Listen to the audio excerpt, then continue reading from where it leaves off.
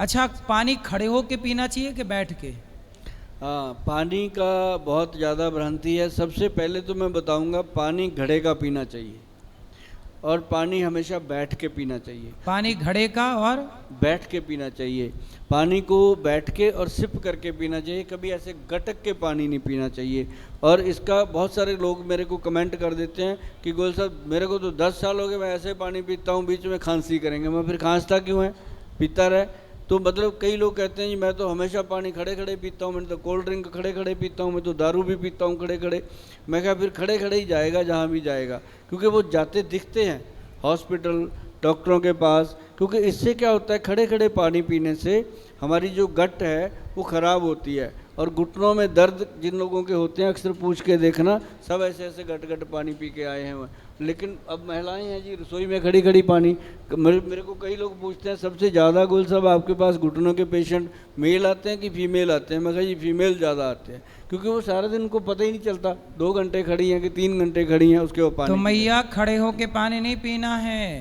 आप लोग पीते हो खड़े होके? खड़े होके पानी नहीं पीना मेरी माँ, अपनी रसोई में बैठ के छोटा पानी सा रखो। पीना है।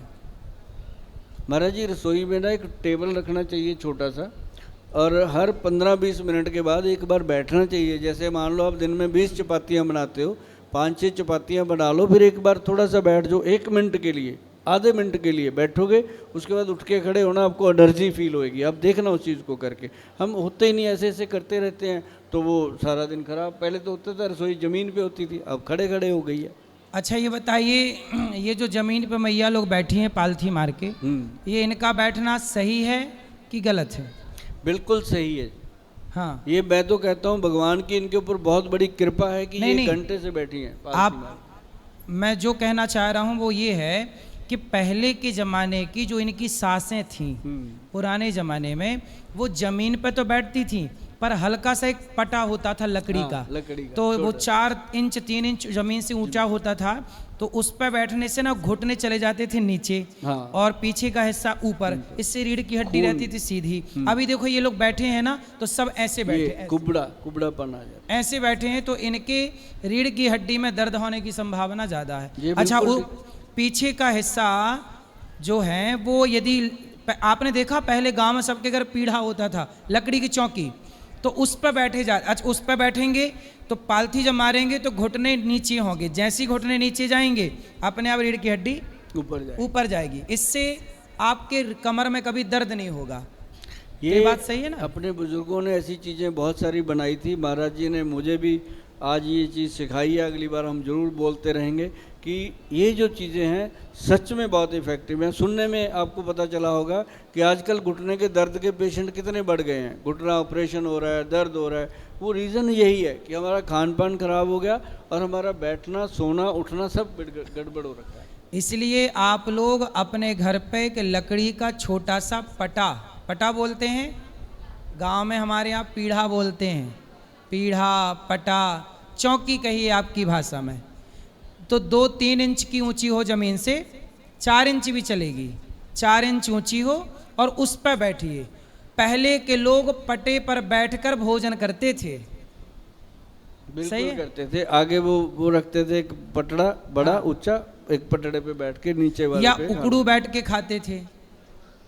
तो ये सारी चीजें आपको स्वस्थ रखती थी। पहले आपकी सास ना जहां बैठती थी पटे पे बैठती थी, वो बहुत पढ़ी लिखी थी, भले आप कुछ मानो ना मानो, उसे वो अपने आप में बहुत बड़ी वैद्य। जो व्यक्ति पटे पे बैठ रहा है 3 इंच ऊपर जमीन से और घुटने नीचे कर रहा, समझ लो कि बहुत समझदार है, बहुत विवेकी है।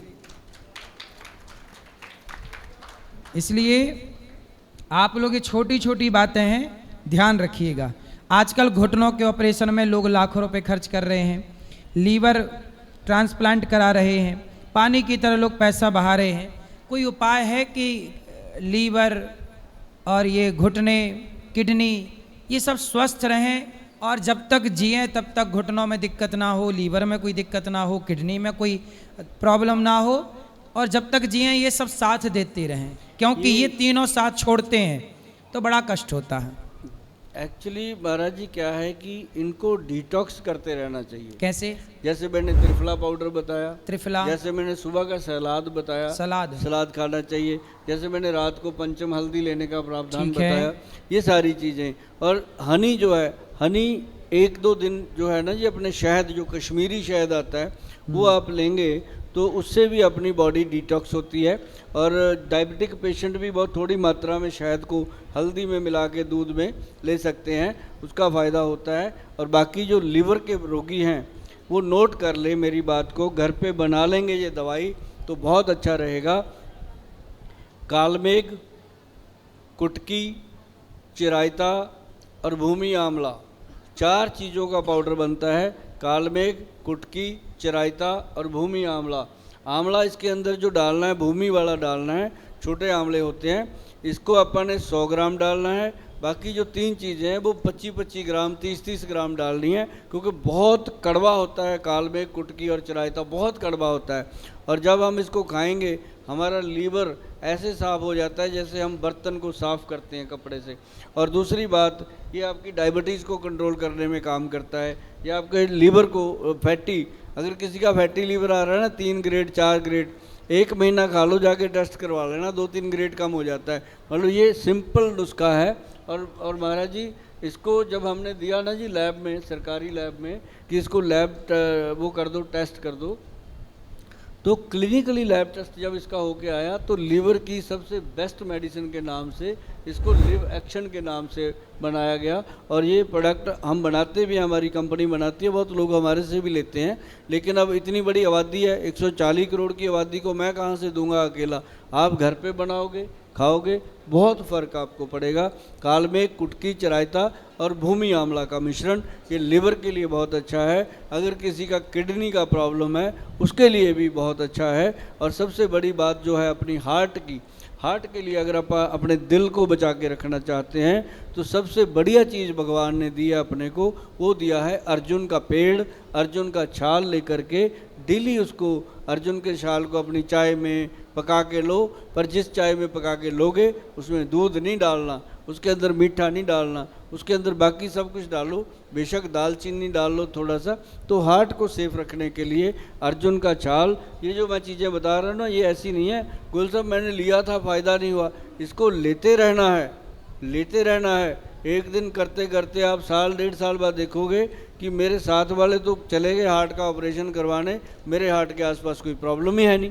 तो मतलब हार्ट का ऑपरेशन से सदा के लिए बचना है तो अर्जुन छाल से दोस्ती करो, तो अर्जुन छाल आपको हमेशा के लिए हार्ट की प्रॉब्लम से बचा सकता है। और ये 2-3 रुपये रोज़ का तो नुस्खा ये है। घुटनों का भी दर्द, घुटनों की भी समस्या ठीक करेगा? हाँ, घुटनों के लिए ना महाराज जी सबसे बढ़िया चीज़ है काला गोंद। काला गोंद, काला गोंद, ये ब्लैक गम जिसको बोलते हैं, काला गोंद और जटामांसी। काला गोंद और जटामांसी का मिश्रण लेकर के हमने सर्च किया, रिसर्च किया इसके ऊपर। काला गोंद कैप्सूल बनाया, काला गोंद तेल बनाया, काला गोंद क्रीम बनाया और इसके साथ पंचम हल्दी लोगों को दिया।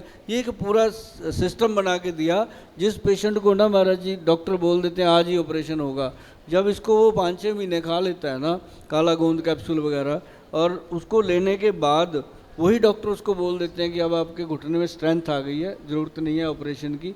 तो ये एक अपने आप में बड़ी ताकत है आयुर्वेद में कि बहुत सारी चीज़ें हैं। और काला गोंद अगर आप बाज़ार से लेने जाओगे, मैं आपको बताऊंगा, ये ध्यान रखना कि असली होना चाहिए। असली काला गोंद बहुत कॉस्टली मिलेगा, नहीं तो वो रसौंत ही दे देते हैं। मैंने एक बार क्या किया महाराज जी, मैंने एक पंसारी हैं, सभी तो नहीं एक जैसे, सभी अच्छे हैं, एक ऐसे थे उनके पास मैंने बच्चे को भेजा या काला गोंद लेके आ, वो लेके आया, उसने उससे ले लिया 200 रुपया, थोड़ी सी दे दी। तो थोड़ी देर बाद एक माता को भेजा, मैं कहा जाओ रसौंत लेके आओ, तो उसने उसको रसौंत दे दी, 20 रुपये लिए। मतलब वही चीज़ थी, एक ही चीज़ वो दे देते हैं कई बार। तो काला गोंद जब लेना है पंसारी के साथ 5 मिनट उससे बात करो, समझाओ कि जी जो गोयल साहब बताते हैं काला गोंद वो चाहिए, वो ज़रूर आपको देगा, क्योंकि उसको पता होगा कि ये ले जाएंगे। तो अच्छी चीज़ हमेशा लेनी है। काला गोंद जो है वो मार्केट में मिलता है, घर में बना सकते हो। अगर नहीं बना सकते फिर अपने पास आना, फिर हम आपको बना बनाया देंगे, कोई दिक्कत वाली बात